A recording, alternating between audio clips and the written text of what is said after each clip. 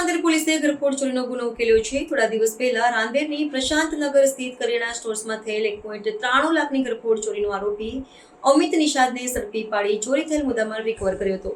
Police commissioner Anupamsinh ગેહલોતના માર્ગદર્શનમાં અને police inspector RJ Chaudhary તથા second police inspector કે ગોસ્વામીના માર્ગદર્શન હેઠળ રાંદેર પોલીસ સ્ટેશન ખાતે ઘરફોડ ચોરીના વણશોધાયેલા ગુના ઉકેલવા માટે સર્વેલન્સ પોલીસ ટીમ કાર્યરત હતી।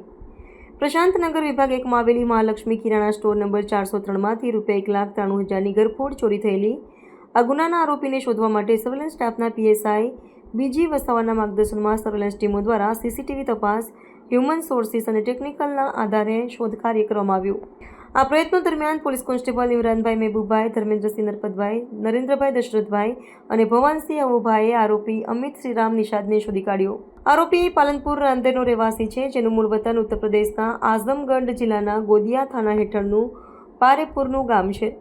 પોલીસે તેની પાસેથી ચોરી કરેલા રૂપિયા 1,93,000ની રકમ પણ જપ્ત કરી છે। આરોપી વિરુદ્ધ કાયદેસરની કાર્યવાહી કરવામાં આવી છે। પોલીસ ટીમની આ પ્રશંસનીય કામગીરીને કારણે ગુનો ઉકેલવામાં આવ્યો છે।